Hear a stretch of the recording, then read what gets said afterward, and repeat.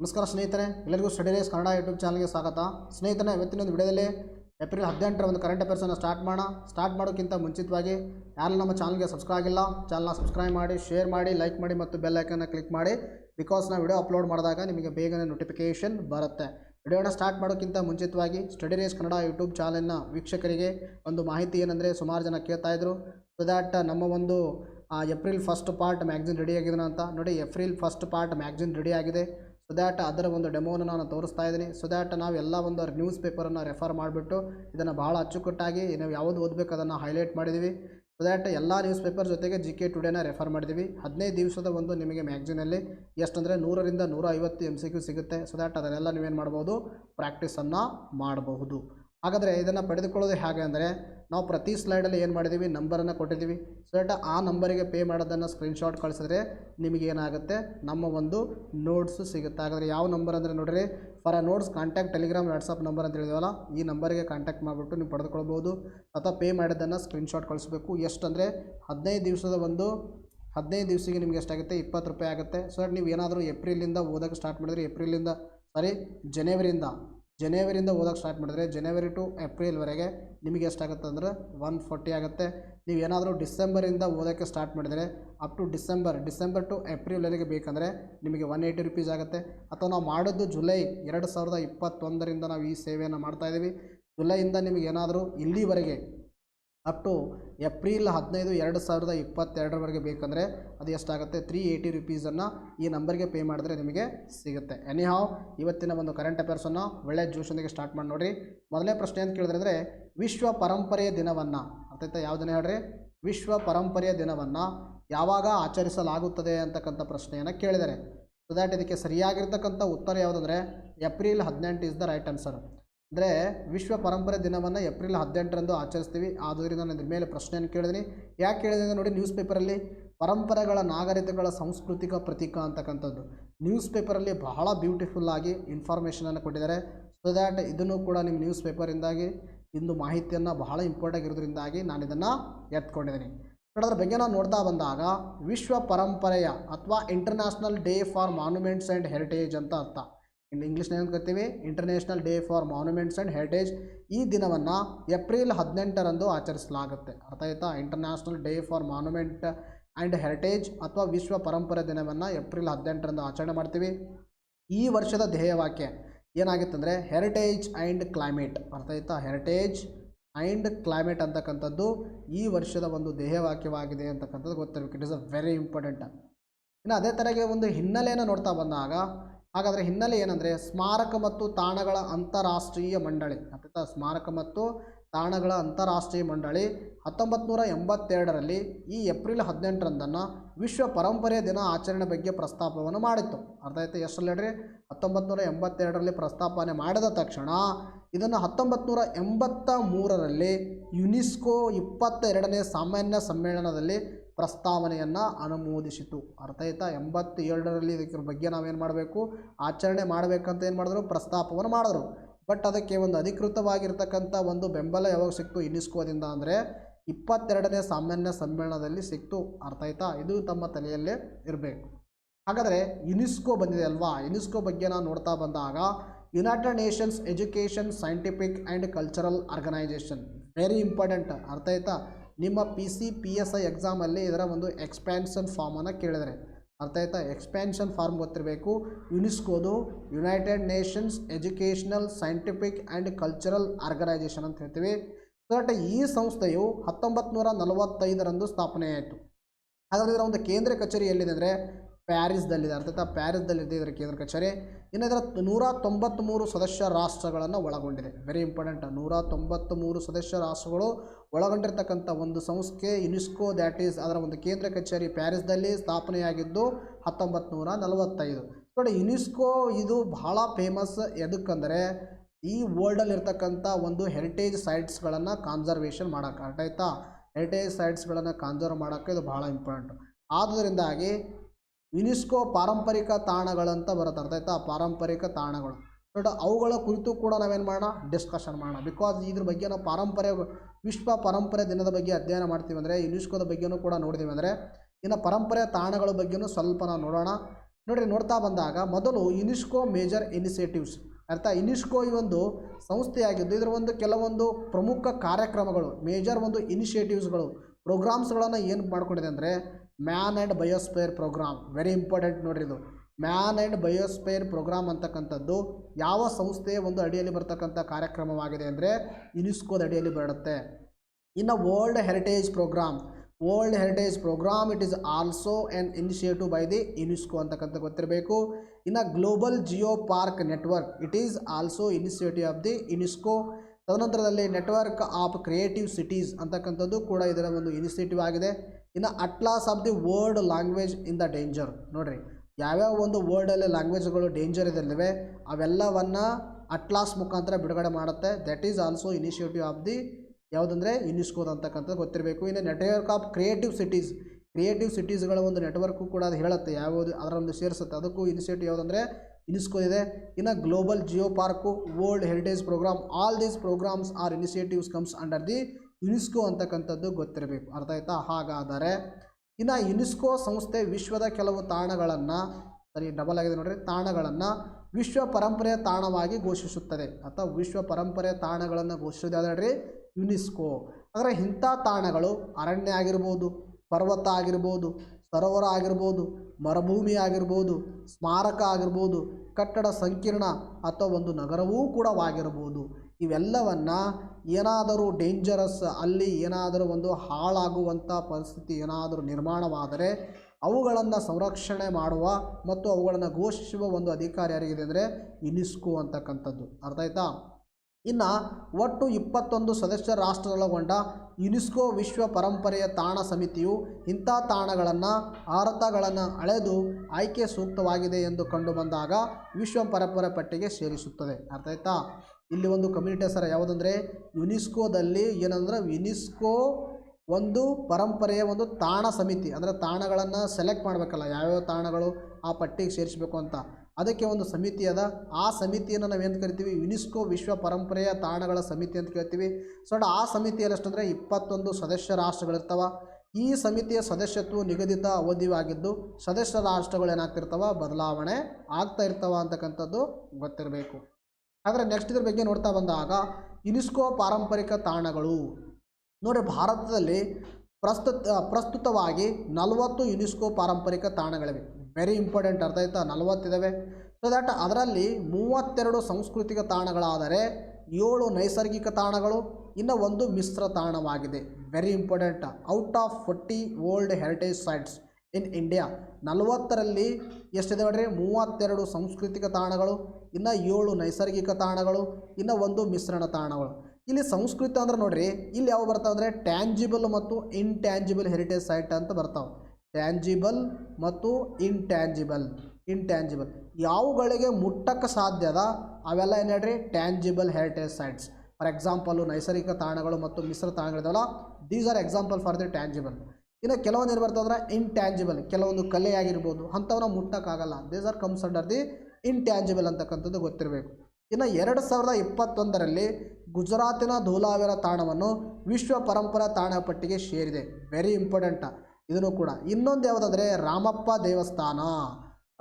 ದೇವಸ್ಥಾನನೂ ಕೂಡ ವಿಶ್ವ ಪರಂಪರೆ ಪಟ್ಟಿಗೆ ಸೇರಿದೆ ಅಂತಕ್ಕಂಥದ್ದು ಗೊತ್ತಿರಬೇಕು. ಎರಡೇ, ಒಂದು ಧೋಲಾವೀರ, ಇನ್ನೊಂದು ರಾಮಪ್ಪ ದೇವಸ್ಥಾನ. ಇದರ ಬಗ್ಗೆ ಸವಿಸ್ತಾರವಾಗಿ ನಾನು ಪ್ರೀವಿಯಸ್ ವಿಡಿಯೋದಲ್ಲಿ ಮಾಡಿದ್ದೀನಿ, ಬಟ್ ಆದರೂ ಕೂಡ ಈ ಪಾಯಿಂಟ್ಸ್ಗಳು ಗೊತ್ತಿರಬೇಕು. ಇನ್ನು ಅಹಮದಾಬಾದ್ ಅನ್ನು ಭಾರತದ ಮೊದಲ ಪಾರಂಪರಿಕ ನಗರವೆಂದು ಘೋಷಿಸಿತು. ಅರ್ಥ ಆಯ್ತಾ? ಅಹಮದಾಬಾದನ್ನು ಭಾರತದ ಮೊದಲ ಪಾರಂಪರಿಕ ನಗರವೆಂದು ಘೋಷಿಸಿದ ಯುನೆಸ್ಕೋ ಯಾವುದಂದರೆ ಅಹಮದಾಬಾದ್ ಅಂತಕ್ಕಂಥ ಗೊತ್ತಿರಬೇಕು ಸರ್.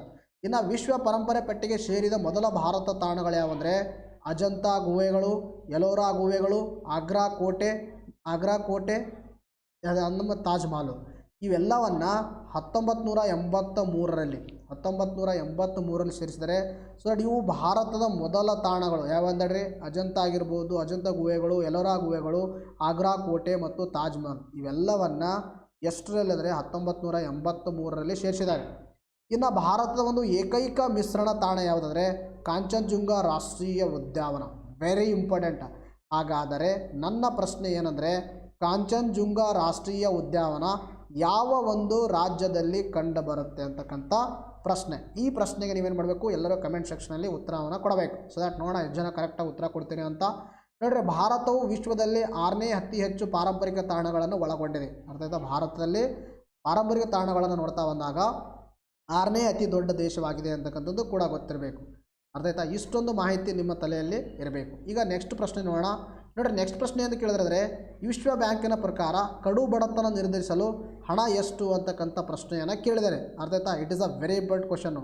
ಇದಕ್ಕೆ ಸರಿಯಾಗಿರ್ತಕ್ಕಂಥ ಉತ್ತರ ಯಾವುದಂದರೆ 145.03 ಇಷ್ಟು ರೂಪಾಯಿಗಳು. ಅರ್ಥ ಆಯ್ತಾ? ಯಾವುದಾದ್ರೂ ಒಬ್ಬ ವ್ಯಕ್ತಿ ಒಂದು ದಿನಕ್ಕೆ ತನ್ನ ಒಂದು ಖರ್ಚಿನಗೋಸ್ಕರ, ತನ್ನ ವೆಚ್ಚದಗೋಸ್ಕರ, ತನ್ನ ಆಹಾರದಗೋಸ್ಕರ ಅವು ಏನಾದರೂ 145.03 ರೂಪಾಯಿ ಇಷ್ಟು ರೂಪಾಯಿಗಳನ್ನು ಅವನು ಖರ್ಚು ಮಾಡೋಕ್ಕೆ ಆಗಲಿಲ್ಲ ಅಂದರೆ ಈಸ್ ಕಮ್ಸ್ ಅಂಡರ್ ದಿ ಕಡು ಬಡತ. ಅವನಿಗೇನು ಕರಿತೀವಿ ನಾವು? ಕಡು ಬಡವ ಅಂತ ಕರಿತೀವಿ. ಹಾಗಾದರೆ ಯಾರ ಪ್ರಕಾರ? ವಿಶ್ವ ಬ್ಯಾಂಕಿನ ಪ್ರಕಾರ. ಹಾಗಾದರೆ ಈ ಪ್ರಶ್ನೆಯನ್ನು ನಾನು ಯಾಕೆ ಕೇಳಿದ್ದೀನಿ ಅಂದರೆ, ನ್ಯೂಸ್ ಪೇಪರಲ್ಲಿ ಆರ್ಟಿಕಲ್ ಕಾಣಿಸ್ಕೊಂಡಿದೆ ನೋಡಿರಿ, ವಿಶ್ವ ಬ್ಯಾಂಕಿನ ಅಧ್ಯಯನದ ವರದಿ ಕಡು ಬಡತನ ತಗ್ಗಿಸಿದ ಭಾರತ ಅಂತಕ್ಕಂಥ ನ್ಯೂಸ್ ಪೇಪರಲ್ಲಿ ಆರ್ಟಿಕಲ್ ಕಾಣಿಸ್ಕೊಂಡಿದೆ. ಆದ್ದರಿಂದ ನಾನು ಇದ್ರ ಮೇಲೆ ಪ್ರಶ್ನೆಯನ್ನು ಕೇಳಿದ್ದೀನಿ. ನೋಡಿರಿ, $1.90 ಅಥವಾ $1.90 ಅಥವಾ $145.03 ರೂಪಾಯಿ ಒಂದು ದಿನಕ್ಕೆ ಅವನು ಖರ್ಚು ಮಾಡೋಕ್ಕಾಗಲಿಲ್ಲ ಅಂದರೆ ಈ comes under the BPL, below ಪವರ್ಟಿ line. ಇನ್ನು ಎಲ್ಲರೂ ಕೇಳಿರ್ತಾರೆ APL ಕಾರ್ಡ್ ಅಂತ. APL ಅಂದರೆ ಅಬೋವ್ ಪವರ್ಟಿ ಲೈನ್. ಅವನೇನಾದರೂ 143 ಅಥವಾ $1.90 ಖರ್ಚು ಮಾಡೋಕ್ಕಾಗಲಿಲ್ಲ ಅಂದರೆ ಈ ಕಮ್ಸ್ ಅಂಡರ್ ದಿ BPL ಅಂತ ಅರ್ಥ. ಯಾರ ಪ್ರಕಾರ? ವಿಶ್ವ ಬ್ಯಾಂಕಿನ ಪ್ರಕಾರ. ಸೊ ದಟ್ ಇದ್ರ ಬಗ್ಗೆ ನಾವು ನೋಡ್ತಾ ಹೋಗೋಣ. ವರದಿಯಲ್ಲಿ ಏನು ಹೇಳಿದೆ ಅಂದರೆ 2011ರಿಂದ 2019 ನಡುವಿನ ಅವಧಿಯಲ್ಲಿ ಭಾರತದಲ್ಲಿ ಕಡು ಬಡತನ 12.3% ಕಡಿಮೆಯಾಗಿದೆ ಎಂದು ವಿಶ್ವ ಬ್ಯಾಂಕ್ ಹೇಳಿದೆ. This fact is very important. ಅರ್ಥ, ನೀವು ಒಂದು PSI ಎಸ್ಎದಲ್ಲಿ ಕೂಡ ಈ ಥರ ಫ್ಯಾಕ್ಟ್ಸ್ಗಳನ್ನು ಯೂಸ್ ಮಾಡ್ಬೋದು ಎಸ್ಎದಲ್ಲಿ. ಇನ್ನು ತದನಂತರದಲ್ಲಿ KS ಒಂದು ನೀವು ಏನು ಬರಿತಿರ್ತೀರಲ್ಲ ಮೇನ್ಸಲ್ಲಿ ಕೂಡ ಈ ಒಂದು ಫ್ಯಾಕ್ಟ್ಸ್ಗಳನ್ನು ಯೂಸ್ ಮಾಡ್ಬೋದು. ಅರ್ಥ ಆಯ್ತಾ? ಇನ್ನು ನಗರ ಪ್ರದೇಶಗಳಿಗೆ ಹೋಲಿಸಿದರೆ ಗ್ರಾಮೀಣ ಪ್ರದೇಶದಲ್ಲಿ ಬಡತನ ಇಳಿಕೆ ಹೆಚ್ಚಾಗಿದೆ. ಅರ್ಥ ಆಯ್ತಾ? When you compare with the ರೂರಲನ್ನು ನಾವು ಅರ್ಬನ್ ಜೊತೆ ಕಂಪೇರ್ ಮಾಡಿದಾಗ, ಅರ್ಬನ್ ಮತ್ತು ರೂರಲ್ ಕಂಪೇರ್ ಮಾಡಿದಾಗ ರೂರಲಲ್ಲಿ ಏನಾಗಿದೆ? ಕಡು ಬಡತನ ಪ್ರಮಾಣ ಕಡಿಮೆಯಾಗಿದೆ. ಅಂದರೆ ಜಾಸ್ತಿ ಏನಾಗ್ತಾ ಇದ್ದಾರೆ? APL ಕಡೆ ಮೂವ್ ಆಗ್ತಾ ಇದ್ದಾರೆ. ಅರ್ಬನ್ದಲ್ಲಿ ಕಂಪೇರ್ ಮಾಡಿದಾಗ it is A slow rate ಅಂತ ಹೇಳಿದ್ದಾರೆ. ಇನ್ನು ಗ್ರಾಮೀಣ ಭಾಗದಲ್ಲಿ 2011ರಲ್ಲಿ 26.5% ಏನಿದ್ರು ಕಡು ಬಡತನ, ಅಂದರೆ ಬಡತನ ಇತ್ತು ನಮ್ಮ ಒಂದು ಗ್ರಾಮೀಣ ಭಾಗದಲ್ಲಿ, ಈ ಒಂದು ವರ್ಲ್ಡ್ ಬ್ಯಾಂಕ್ ಪ್ರಕಾರ. ಇನ್ನು ಗ್ರಾಮೀಣ ಭಾಗದಲ್ಲಿ 2019ರಲ್ಲಿ 11.6ಕ್ಕೆ ಇಳಿಕೆಯಾಗಿದೆ. ಸೊ ದ್ಯಾಟ್ ನೋಡಿರಿ ಎಷ್ಟೊಂದು ಕಡಿಮೆ ಆಗಿದೆ. 26.5ರಿಂದ 11.6ಕ್ಕೆ ಇಳಿಕೆಯಾಗಿದೆ. It is in the rural area according to the world bank. ಅರ್ಥ ಆಯ್ತಾ? ಇನ್ನು ಅದೇ ಥರನಾಗಿ 2011-2019 ನಡುವಿನ ಅವಧಿಯಲ್ಲಿ ಗ್ರಾಮೀಣ ಪ್ರದೇಶದಲ್ಲಿ ಬಡತನವು 14.7% ಕಡಿಮೆಯಾಗಿದೆ. ಅರ್ಥ ಆಯ್ತಾ? ನಾನು ತೋರಿಸಿದೆ ನೋಡ್ರಿ, 26 11 ಕಳೆದ್ರೆ ಎಷ್ಟಾಗ್ತಾರೆ? ಅದು ಅಪ್ರಾಕ್ಸಿಮೇಟ್ಲಿ 14.7 ಬರುತ್ತೆ. ಅಂದರೆ 14.7% ಏನಾಗಿದೆ? ಬಡತನದ ಪ್ರಮಾಣ ಕಡಿಮೆ, ಅಂದರೆ ಕಡು ಬಡವರ ಸಂಖ್ಯೆ ಕಡಿಮೆಯಾಗಿದೆ ಅಂತ ಅರ್ಥ. ಹಾಗೂ ನಗರ ಪ್ರದೇಶಗಳಲ್ಲಿ 7.9% ಇಳಿಕೆಯಾಗಿದೆ. 7.9% ಇಳಿಕೆಯಾಗಿದೆ ನೋಡಿ ಎಂದು ವರದಿ ತಿಳಿಸಿದೆ. These are the very important fact you have to be note down. ಇನ್ನು ಸಣ್ಣ ಹಿಡುವಳಿ ಇರುವ ರೈತರ ಆದಾಯದಲ್ಲಿ ಏರಿಕೆ ಕಂಡು ಬಂದಿದೆ ಅಂತ ವರದಿ ಹೇಳಿದೆ ನೋಡಿರಿ. ಸಣ್ಣ ಹಿಡುವಳಿ ಅಂದರೆ ಸ್ಮಾಲ್ ಲ್ಯಾಂಡ್ ಹೋಲ್ಡರ್ಸ್ ಏನಿದ್ದಾರೆ ಅವರ ಒಂದು ಏನು ಇನ್ಕಮ್ ಇದೆ ಆ ಇನ್ಕಮದಲ್ಲೂ ಕೂಡ ಏನಾಗಿದೆ? ಡಬಲ್ ಆಗಿದೆ ಅಂತ ಹೇಳಿದರೆ. ಅರ್ಥ ಆಯ್ತಾ? ಡಬಲ್ ಆಗಿದೆ ಮತ್ತು ಹೆಚ್ಚಳ ಆಗಿದೆ ಅಂತ ವಿಶ್ವ ಬ್ಯಾಂಕ್ ಅಭಿಪ್ರಾಯಪಟ್ಟಿದೆ. It is a well sign ಅಂತ ಹೇಳ್ಬೋದು. Because one of the agenda of the Narendra Modi government ಅಥವಾ ಪ್ರೆಸೆಂಟ್ವಾಗಿರ್ತಕ್ಕಂಥ ಗೌರ್ಮೆಂಟದು ಒಂದು ಉದ್ದೇಶ ಏನಂದರೆ ಡಬಲಿಂಗ್ ದ ಫಾರ್ಮರ್ ಇನ್ಕಮನ್ನು ಡಬಲ್ ಮಾಡೋದು ಇವ್ರದ್ದು ಒಂದು ಮೇನ್ ಅಜೆಂಡಾ ಆಗಿರೋದ್ರಿಂದಾಗಿ ಇದು ಇಂಥ ವರದಿ ಕೊಟ್ಟಿದೆ. ಅಂದರೆ it is a government in the well path ಅಂತ ಹೇಳಬಹುದು. ನೋಡ್ರಲ್ಲಿ, ಸಣ್ಣ ಹಿಡುವಳಿ ಇರುವ ರೈತರ ವಾಸ್ತವ ಆದಾಯವು 2013 ಹಾಗೂ 2019ಕ್ಕೆ ನಡುವೆ ವಾರ್ಷಿಕ 10% ಹೆಚ್ಚಳವಾಗಿದೆ. 10% ಇನ್ಕ್ರೀಸ್ ಆಗಿದೆ ಅಂತ ಹೇಳಿದೆ. ಇದೇ ಅವಧಿಯಲ್ಲಿ ದೊಡ್ಡ ಹಿಡುವಳಿ ಹೊಂದಿರುವ ರೈತರ ಆದಾಯವು 2% ವಾರ್ಷಿಕ ಹೆಚ್ಚಳ ಕಂಡಿದೆ. It means that small land holders ಏನಿದ್ದಾರೆ ಅವ್ರದ್ದೇ ಏನಾಗಿದೆ? ಒಂದು ಆದಾಯ ಹೆಚ್ಚಾಗಿದೆ ಅಂತ ಹೇಳಿದೆ. ಅರ್ಥ ಆಯ್ತಾ? ಇನ್ನು ಇದರಲ್ಲಿ ಈ ಅಧ್ಯಯನ ವರದಿ ಅರ್ಥಶಾಸ್ತ್ರದನಾಗಿರ್ತಕ್ಕಂಥ ಸುತೀರ್ಥ ಸಿನ್ಹಾ ರಾಯ್ ಮತ್ತು ರಾಯ್ ವಾನ್ ಡರ್ ವೈಡ್ ಅಂತಕ್ಕಂಥವ್ರು ನೋಡಿ, ಇವ್ರ ಹೆಸರು ವಾನ್ ಡರ್ ವೈಡ್ ಅಂತಕ್ಕಂಥವ್ರು ಮತ್ತು ಸುತೀರ್ಥ ಸಿನ್ಹಾ ಅಂತಕ್ಕಂಥವ್ರು ಈ ವರದಿಯನ್ನು ಸಿದ್ಧಪಡಿಸಿದ್ದಾರೆ ಅಂತಕ್ಕಂಥದ್ದು ಗೊತ್ತಿರಬೇಕು. ಇನ್ನು ಯಾರು ಕಡು ಬಡವರು ಅಂತಕ್ಕಂಥ ಪ್ರಶ್ನೆ ಬರುತ್ತೆ. ಯಾರನ್ನು ಇಲ್ಲಿ ತನಕ ಹೇಳ್ತಾ ಇದ್ರಿ ಸರ್ ಕಡು ಬಡವರು ಆದರೆ ಕಡು ಬಡವರು ಅಥವಾ ಬಡತನದಿಂದ ಬರತ ಎಕ್ಸ್ಟ್ರೀಮ್ ಪಾವರ್ಟಿಯಲ್ಲಿ ಇರ್ತಕ್ಕಂಥವ್ರು ಯಾರು ಅಂತಕ್ಕಂಥ ಪ್ರಶ್ನೆ. ಯಾರಂದರೆ ನಾನು ಈಗ ಹೇಳಿದೆ, ಜೀವನ ಸಾಗಿಸಲು ದಿನಕ್ಕೆ 145.03 ಅಂದರೆ 145 ರೂಪಾಯಿ ಆಮೇಲೆ 0.3 ಪೈಸೆಗಿಂತ ಕಡಿಮೆ ಅಥವಾ 1.9 ಅಮೆರಿಕನ್ ಡಾಲರ್ಗಿಂತ ಕಡಿಮೆ ಹಣ ಹೊಂದಿರುವವರು ವಿಶ್ವ ಬ್ಯಾಂಕಿನ ಕಡು ಬಡವರೆಂದು ಪರಿಗಣಿಸಲಾಗುತ್ತೆ. ಅಂದರೆ ಅನುಭೋಗದ ವೆಚ್ಚ, ಇದು ಅನುಭೋಗದ ವೆಚ್ಚ ಅಂದರೆ ಒಂದು ದಿನಕ್ಕೆ ಹೀ ಈಸ್ ದಿ ಅನೇಬಲ್ ಆಗಿರಬೇಕು. ಎಷ್ಟು ಕೇಳ್ರಿ, $1.9 ಎಕ್ಸ್ಪೆಂಡಿಚರ್ ಮಾಡೋಕೆ ಆನ್ ಟು ದಿ ಡೈಲಿ, ಈ ಒಂದು ಅವನು ಡೈಲಿ ಜೀವನ ನಡ್ಸೋಕೆ. ಅಂಥವರನ್ನು ನಾವು ಕಡು ಬಡವರು ಅಂತ ಹೇಳ್ತೀವಿ ಅಕಾರ್ಡಿಂಗ್ ಟು ದಿ ವಿಶ್ವ ಬ್ಯಾಂಕ್ನ ಪ್ರಕಾರ. ಹಾಗಾದರೆ ಭಾರತದಲ್ಲಿ ಬಡತನವನ್ನು ಮೊದಲ ಬಾರಿಗೆ ಲೆಕ್ಕಾಚಾರ ಮಾಡಿದವರು ಯಾರಂದರೆ ದಾದಾಬಾಯಿ ನವರೋಜಿ. Very important. ಭಾರತದಲ್ಲಿ ಮೊದಲ ಬಾರಿಗೆ ಲೆಕ್ಕಾಚಾರ ಈ ಬಡತನ ಅನ್ನೋದನ್ನು ಅಳತೆ ಮಾಡಬೇಕು ಅಂತ ಪ್ರಯತ್ನ ಪಟ್ಟವ್ರು ಯಾರ್ರಿ, ದಾದಾಬಾಯಿ ನವರೋಜಿ. ಅಂದರೆ ದಾದಾಬಾಯಿ ನವರೋಜಿ ಅವರು ಇನ್ನೊಂದು ಇಂಪಾರ್ಟೆಂಟ್ ಥಿಯರಿ ಕೊಡ್ತಾರೆ, ಯಾವುದಂದರೆ poverty and un British rule in India. Poverty and un British rule in India ಅಂತಕ್ಕಂಥ ಒಂದು ಪುಸ್ತಕದಲ್ಲಿ ಕೂಡ ಅವ್ರು ಏನು ಹೇಳ್ತಾರೆ ಅಂದ್ರೆ ಭಾರತ ಏನಾಗ್ತಾಯಿದೆ, ಬಡತನ ರಾಷ್ಟ್ರವಾಗ್ತಾ ಇದೆ. ಬ್ರಿಟಿಷರು ಏನು ಮಾಡ್ತಾಯಿದ್ದಾರೆ, ಭಾರತದಿಂದ ಸಂಪತ್ತನ್ನು ಕೊಳ್ಳೆ ಹೊಡಿತಾ ಇದ್ದಾರೆ. ಸೊ ಈ ಥರನಾಗಿ ಅವ್ರು ಏನು ಮಾಡಿದ್ರು, ಒಂದು ಡ್ರೇನ್ ಥಿಯರಿಯನ್ನು ಪ್ರತಿಪಾದನೆ ಮಾಡ್ತಾರೆ. ಡ್ರೇನ್ ಥಿಯರಿ ಅಂದರೆ ಸಂಪತ್ತಿನ ಸೋರಿಕೆ ಸಿದ್ಧಾಂತ. ಸಂಪತ್ತಿನ ಸೋರಿಕೆ ಸಿದ್ಧಾಂತದಲ್ಲಿ ಭಾರತ ಬಡತನಕ್ಕೆ ಬ್ರಿಟಿಷರೇ ಕಾರಣ. ಅದು ಹೇಗಾಗುತ್ತೆ ಅಂತಕ್ಕಂಥದ್ದು ಇವರು ತೋರಿಸ್ಕೊಟ್ರು ದಾದಾಬಾಯಿ ನವರೋಜಿ. ಅದಲ್ಲದೆ ಪವರ್ಟಿ ಆ್ಯಂಡ್ ಅನ್ ಬ್ರಿಟಿಷ್ ರೂಲ್ ಇನ್ ಅಂತಕ್ಕಂಥ ಒಂದು ಪುಸ್ತಕನೂ ಕೂಡ ಏನು ಮಾಡಿದ್ದಾರೆ, ಇವರು ಬರೆದಿದ್ದಾರೆ. ಅರ್ಥ ಕರೆಕ್ಟಾಗಿ ಕೇಳಿಸಬೇಕು. ಅವ್ರ ಪುಸ್ತಕ ಅಂದರೆ ಪವರ್ಟಿ ಆ್ಯಂಡ್ ಅನ್ ಬ್ರಿಟಿಷ್ ರೂಲ್. ಅವ್ರು ಪ್ರತಿಪಾದನೆ ಮಾಡಿರ್ತಕ್ಕಂಥ ಸಿದ್ಧಾಂತ ಯಾವುದಂದರೆ ಡ್ರೇನ್ ಥಿಯರಿ ಅಥವಾ ಸಂಪತ್ತಿನ ಸೋರಿಕೆ ಸಿದ್ಧಾಂತ. ಇನ್ನು ಬಡತನಕ್ಕೆ ಸಂಬಂಧಿಸಿದ ಸಮಿತಿಗಳು ಭಾರತದಲ್ಲಿ ಯಾವ್ಯಾವ ಬಡತನವನ್ನು ಅಂದಾಜು ಮಾಡೋಕ್ಕೆ ಪ್ರಯತ್ನ ಪಟ್ಟು ಅಂದರೆ ವೆರಿ ಇಂಪಾರ್ಟೆಂಟ್. ನಿಮ್ಮ ಎಕ್ಸಾಮಲ್ಲಿ ಕೇಳ್ತಾರೆ ಯಾವ ಸಮಿತಿ ಕೆಳಗಡೆ ಬಡತನಕ್ಕೆ ಸಂಬಂಧಪಟ್ಟವ, ಬಡತನ ಅಂದಾಜು ಮಾಡೋಕ್ಕೆ ಸಂಬಂಧಪಟ್ಟವ ಅಂದರೆ ಸುರೇಶ್ ತೆಂಡೂಲ್ಕರ್ ಸಮಿತಿ, ಸಕ್ಸೇನಾ ಸಮಿತಿ, ಲಖಡಾವಾಲಾ ಸಮಿತಿ, YK ಅಲಗ್ ಸಮಿತಿ, ಇನ್ನು ಡಾಕ್ಟರ್ ರಂಗರಾಜನ್ ಸಮಿತಿ. ಅರ್ಥ ಆಯ್ತಾ? ಇನ್ನು ಅದಲ್ಲದೆ ನಾನು ಪ್ರೀವಿಯಸ್ ವಿಡಿಯೋಗಳಲ್ಲಿ ಭಾಳ ಬಾರಿ ಡಿಸ್ಕಷನ್ ಮಾಡಿದೆ, ಯಾವುದಂದರೆ ನೀತಿ ಆಯೋಗದ ಮಲ್ಟಿ ಡೈಮೆನ್ಷನಲ್ ಪವರ್ಟಿ ಇಂಡೆಕ್ಸ್ ಕುರಿತು ಕೂಡ ನಾವು ಡಿಸ್ಕಷನ್ ಮಾಡಿದ್ವಿ. ಅರ್ಥ ಆಯ್ತಾ? ಎಲ್ಲ ನಾವು ಪ್ರೀವಿಯಸ್ ವಿಡಿಯೋಗಳಲ್ಲಿ ಡಿಸ್ಕಷನ್ ಮಾಡೋದ್ರಿಂದಾಗಿ ಒಂದು ನಿಮಗೆ ಸ್ಪಷ್ಟತೆ ಪಡಿಸ್ತಾ ಇದ್ದೀನಿ. ಏನಂದರೆ ನೀವು ಡೈಲಿ ನ್ಯೂಸನ್ನು ನೋಡಿದಾಗ ಕೆಲವೊಂದು ನ್ಯೂಸನ್ನು ನಾವು ಮಾಡದೇ ಇರ್ಬೋದು. ಹಾಗಾಗಿ ಯಾಕೆ ಅದನ್ನು ಬಿಟ್ಟಿದ್ದೀವಿ ಅಂದರೆ ನಾವು ಕಳೆದ ಒಂದು 15 ದಿವಸದಲ್ಲಿ ಆ ನ್ಯೂಸನ್ನು ಕವರ್ ಮಾಡಿದ್ದೀವಿ ಅಂತ ಅರ್ಥ. ನೋಡಿ, ಆ ನ್ಯೂಸ್ ಕವರ್ ಮಾಡಿದ್ದೀವಿ ಅಂದರೆ ಅದು ನಿಮಗೆ ಇಲ್ಲಿ ಇರದೇ ಇರ್ಬೋದು. ಅರ್ಥ ಆಯ್ತಾ? ನಾವು ಕವರ್ ಮಾಡಿದ್ವಿ ಅಂತ ಅರ್ಥ. ಬಿಕಾಸ್ ಇಲ್ಲಿ ಅದೇ ನ್ಯೂಸನ್ನು ಮತ್ತೆ 15 ದಿವಸಕ್ಕೆ ಒಂದು ಬಾರಿ ಬತ್ತು, ಮತ್ತೆ ಇನ್ನೊಂದು ಬಾರಿ ಬತ್ತು, ಅದನ್ನೇ ಹೇಳೋಕ್ಕಾಗಲ್ಲ ಡೈಲಿ. ಅದಕ್ಕೆ ನಾನು ಹೇಳ್ತಾ ಇದ್ದೀನಿ, ಯಾರು ನೀವು ತೊಗೊಂಡಿಲ್ಲ ಈ ನಂಬರ್ಗೆ ಕಾಂಟ್ಯಾಕ್ಟ್ ಮಾಡಿಬಿಟ್ಟು ನೋಟ್ಸನ್ನು ತೊಗೊಳ್ಳಿ ಮತ್ತು ರಿವೈಸ್ ಮಾಡಿ.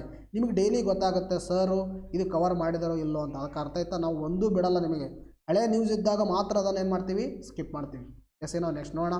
ನೋಡಿರಿ, ನೆಕ್ಸ್ಟ್ ಏನಂದರೆ ಬಡತನ ರೇಖೆ ನಿರ್ಧರಿಸುವ ಅಂಶಗಳು ಹೆಂಗೆ ನಿರ್ಧಾರ ಮಾಡ್ತಾರಂದ್ರೆ ನಮ್ಮ ಯೋಜನಾ ಆಯೋಗದ ಪ್ರಕಾರ. ಮೊದಲೇನಿತ್ತು ಹೇಳ್ರಿ, ಯೋಜನಾ ಆಯೋಗ. ಬಟ್ ಯೋಜನಾ ಆಯೋಗದ ಒಂದು ರಿಪ್ಲೇಸ್ಮೆಂಟ್ ಮಾಡಿಬಿಟ್ಟು ಏನಾಗಿದೆ, ಈಗ ನೀತಿ ಆಯೋಗ ಬಂದಿದೆ, national institution for transforming India. ಈ ಒಂದು ಯೋಜನಾ ಆಯೋಗ ಹೆಂಗೆ ಒಂದು ಬಡತನವನ್ನು ಅಂದಾಜು ಮಾಡುತ್ತಂದರೆ ಅದು ಏನು ಬರುತ್ತೆ, ಇಲ್ಲಿ ಬಡತನ ರೇಖೆ ಅಂತ ಬರುತ್ತೆ. ಬಡತನ ರೇಖೆ ಅಂದರೆ ಏನು ಹೇಳ್ರಿ, BPL ಮತ್ತು APLಗಳನ್ನು ಸಪ್ರೇಟ್ ಮಾಡೋದು. ಬಡವರು ಮತ್ತು ಶ್ರೀಮಂತರು ಅಂತ ಹೇಳ್ತೀವಿ. ಅರ್ಥ ಆಯ್ತಾ? ಬಡವರು ಅಂದರೆ ಯಾರಂದರೆ BPLದವರು, ಬಿಲೋ ಪವರ್ಟಿ ಲೈನ್ ಅಂತ ಹೇಳ್ತೀವಿ. APL ಅಂದರೆ ಅಬೋವ್ ಪವರ್ಟಿ ಲೈನ್. ಹಾಗಾದರೆ ಮಧ್ಯದಲ್ಲಿರ್ತಕ್ಕಂಥ ಇವ್ರ ಮಧ್ಯದಲ್ಲಿ ರೇಖೆ, ಅವರನ್ನು ಸಪ್ರೇಟ್ ಮಾಡೋದು ಯಾವುದಂದರೆ ಬಡತನ ರೇಖೆ ಅಂತ ಹೇಳ್ತೀವಿ. ಸೊ ದ್ಯಾಟ್ ಈ ಬಡತನ ರೇಖೆಯು ಗ್ರಾಮೀಣ ಪ್ರದೇಶದಲ್ಲಿ ಎಷ್ಟಕ್ಕೆ ಇಡುತ್ತಂದರೆ 2400 ಕ್ಯಾಲರಿ. ಯಾರು ಗ್ರಾಮೀಣ ಪ್ರದೇಶದಲ್ಲಿ 2400 ಕ್ಯಾಲರಿಯಷ್ಟು ಅವರಿಗೆ ವೆಚ್ಚ ಮಾಡೋಕ್ಕಾಗಲ್ಲ, ಅಂದರೆ ಅಷ್ಟೊಂದು ಆಹಾರ ದಿನಕ್ಕೆ ತಗೊಳ್ಳೋಕ್ಕಾಗಲ್ಲ, ಅವರೆಲ್ಲ ಏನಂದರೆ BPLದಲ್ಲಿ ಬರ್ತಾರೆ. ಇನ್ನು ಯಾರಿಗೆ 2400 ಕ್ಯಾಲರಿಗಿಂತ ಆಹಾರವನ್ನು ತಗೊಳ್ಳೋರು ಸಮರ್ಥರು ಎಲ್ಲಿ, ಗ್ರಾಮೀಣ ಪ್ರದೇಶದಲ್ಲಿ, ಅವರೆಲ್ಲ ಎಲ್ಲಿ ಬರ್ತಾರೆ ಹೇಳ್ರಿ, APLನಲ್ಲಿ ಬರ್ತಾರೆ. It is in the rural area. ಹಾಗಾದರೆ ನಗರ ಪ್ರದೇಶದಲ್ಲಿ 2100 ಕ್ಯಾಲರಿ. ನಗರ ಪ್ರದೇಶದಲ್ಲಿ ದಿನಕ್ಕೆ 2100 ಕ್ಯಾಲರಿಯಷ್ಟು ಪೌಷ್ಟಿಕಾಂಶ ಇರತಕ್ಕಂಥ ಆಹಾರವನ್ನು ಅವರು ಸೇವನೆ ಮಾಡಿದರೆ ಅವರೆಲ್ಲ ಎಲ್ಲಿ ಬರ್ತಾರೆ ರೀ, APLದಲ್ಲಿ ಬರ್ತಾರೆ. ಇನ್ನು BPLದಲ್ಲಿ ಯಾವ ಬರ್ತಾರೆ, 2100ಕ್ಕಿಂತಲೂ ಕಡಿಮೆ ಅವ್ರು ಏನು ಮಾಡಿದ್ರೆ ಆಫರ್ಡ್ ಮಾಡಿದ್ರೆ ಅವರೆಲ್ಲ ಎಲ್ಲಿ ಬರ್ತಾರೆ, BPLದಲ್ಲಿ ಬರ್ತಾರೆ. This is the concept about the APL. ತದನಂತರದಲ್ಲಿ BPL, ತದನಂತರದಲ್ಲಿ ಸಪ್ರೇಟ್ ಮಾಡುವ ಬಡತನ ರೇಖೆ, ನೀತಿ ಆಯೋಗ ಅಥವಾ ಯೋಜನಾ ಆಯೋಗದ ಪ್ರಕಾರ. ಇನ್ನು ವರ್ಲ್ಡ್ ಬ್ಯಾಂಕ್ದ ಪ್ರಕಾರ ನಾನು ಈಗಾಗಲೇ ಹೇಳಿದ್ದೀನಿ, that is $1.9. These are the some important facts we have to be remember that. Next ನೋಡೋಣ. ನೋಡಿ ನೆಕ್ಸ್ಟ್ ಪ್ರಶ್ನೆ ಅಂತ ಕೇಳಿದ್ರೆ ಅಂದರೆ ಪರಮಾಣು ಶಕ್ತಿ ಆಯೋಗದ ಮುಖ್ಯಸ್ಥರು ಯಾರು ಅಂತಕ್ಕಂಥ ಪ್ರಶ್ನೆಯನ್ನು ಕೇಳಿದರೆ ಇದಕ್ಕೆ ಸರಿಯಾಗಿರ್ತಕ್ಕಂಥ ಉತ್ತರ ಎರಡನೇ ಆಪ್ಷನ್ನು ಯಾವುದಂದರೆ ಕಮಲೇಶ್ ನೀಲಕಂಠ ವ್ಯಾಸ್ ಅಂತಕ್ಕಂಥವ್ರು ಇದಕ್ಕೆ ಸರಿಯಾಗಿರ್ತಕ್ಕಂಥ ಉತ್ತರ. ಹಾಗಾದ್ರೆ ನಾನು ಯಾಕೆ ಪ್ರಶ್ನೆಯನ್ನು ಕೇಳಿದ್ದೀನಿ ಅಂದರೆ ನೋಡಿ ನ್ಯೂಸ್ ಪೇಪರ್ಲಿ ಆರ್ಟಿಕಲು ಪರಮಾಣು ಶಕ್ತಿ ಆಯೋಗದ ಮುಖ್ಯಸ್ಥ ವ್ಯಾಸ್ಗೆ ಸೇವಾವಧಿ ವಿಸ್ತರಣೆ ಅಂತ ನ್ಯೂಸ್ ಪೇಪರ್ಲಿ ಆರ್ಟಿಕಲ್ ಕಾಣಿಸ್ಕೊಂಡಿದೆ. ಅದರ ಮೇಲೆ ಇದ್ರ ಪ್ರಶ್ನೆಯನ್ನು ಕೇಳಿದ್ರೆ ಅದರ ಕುರಿತು ನೋಡ್ತಾ ಹೋಗೋಣ. ಪರಮಾಣು ಶಕ್ತಿ ಆಯೋಗದ ಅಧ್ಯಕ್ಷ ಕಮಲೇಶ್ ನೀಲಕಂಠ ವ್ಯಾಸ್ ಅವರಿಗೆ ಸರ್ಕಾರ 1 ವರ್ಷದ ಸೇವಾವಧಿ ವಿಸ್ತರಣೆಯನ್ನು ನೀಡಿದೆ. ಅರ್ಥ. ಇನ್ನು ಸೆಪ್ಟೆಂಬರ್ 2018ರಲ್ಲಿ ಮೊದಲ ಬಾರಿಗೆ ಹುದ್ದೆಗೆ ನೇಮಕಗೊಂಡ ವ್ಯಾಸ್ ಅವರಿಗೆ ಇದು 2ನೇ ವಿಸ್ತರಣೆಯಾಗಿದೆ. It is the second time ಅವರ ಒಂದು ಟೆನ್ಯೂವರನ್ನು ಏನು ಮಾಡ್ತಾ ಇದ್ದಾರೆ, ಎಕ್ಸ್ಟೆಂಡ್ ಮಾಡ್ತಾರೆ. ಯಾರಂದರೆ ಗೌರ್ಮೆಂಟ್ದವರು ಅಂದರೆ ಕೇಂದ್ರ ಸರ್ಕಾರ ಎಕ್ಸ್ಟೆಂಡ್ ಮಾಡ್ತಾ ಇದೆ. ಅರ್ಥ ಆಯ್ತಾ. It is a news in context. ಹಾಗಾದರೆ ಭಾರತದ ಒಂದು ಪರಮಾಣು ಶಕ್ತಿ ಆಯೋಗ ಬಗ್ಗೆ ಮಾತಾಡ್ತಾ ಬಂದಾಗ ಇದು 1948ರಲ್ಲಿ ಏನಾಗುತ್ತೆ, ಸ್ಥಾಪನೆ ಆಗುತ್ತೆ. ಇದರ ಒಂದು ಕೇಂದ್ರ ಕಚೇರಿ ಎಲ್ಲಿದೆ ಅಂದರೆ ಮುಂಬೈಯಲ್ಲಿದೆ. ಇದು ಪ್ರಸ್ತುತ ಪರಮಾಣು ಶಕ್ತಿ ಇಲಾಖೆಯ ಆಡಳಿತದಲ್ಲಿ ಬರುತ್ತೆ. ಅರ್ಥ. ಪರಮಾಣು ಶಕ್ತಿ ಇಲಾಖೆ ಇದೆ, ಸೊ ಅದರ ಅಂಡರ್ದಲ್ಲಿ ಇದು ಕೆಲಸ ಮಾಡುತ್ತೆ. ಇನ್ನು ಇದು ಪ್ರಧಾನಮಂತ್ರಿಯವರ ನೇರ ಉಸ್ತುವಾರಿ ಆಗಿರ್ತಾರೆ. ಅರ್ಥ ಆಯ್ತಾ. ಮೇನ್ ಹೆಡ್ ಇದಕ್ಕೆ ಮೇನ್ ಹೆಡ್ ಯಾರಂದರೆ ಪ್ರಧಾನಮಂತ್ರಿ ಇದಕ್ಕೆ ಏನಾಗಿರ್ತಾರೆ, ಉಸ್ತುವಾರಿಯನ್ನು ವಹಿಸ್ಕೊಳ್ತಿರ್ತಾರೆ. It is comes under the prime minister ಅಂತಕ್ಕಂಥದ್ದು ಗೊತ್ತಿರಬೇಕು. ಇನ್ನು ಇದು ಭಾರತದಲ್ಲಿ 5 ಸಂಶೋಧನಾ ಕೇಂದ್ರಗಳನ್ನು ಹೊಂದಿದೆ. ಯಾವುವಂದರೆ ಬಾಬಾ ಪರಮಾಣು ಸಂಶೋಧನಾ ಕೇಂದ್ರ, ದ್ಯಾಟ್ ಈಸ್ ಇನ್ ಮುಂಬೈ. ತದನಂತರದಲ್ಲಿ Indira Gandhi centre for atomic research, that is in Kalpakkam comes in ತಮಿಳುನಾಡಲ್ಲಿದೆ. ಇನ್ನು Raja Ramanna centre for advanced technology, that is in Indore. ತದನಂತರದಲ್ಲಿ variable energy cyclotron centre, that is in Kolkata. Very important ನೋಡಿರಿ. ಎಷ್ಟು ಹೇಳ್ರಿ, 5 ಸಂಶೋಧನಾ ಕೇಂದ್ರಗಳಲ್ಲಿ 4 ನಾನು ಕೊಟ್ಟಿದ್ದೀನಿ.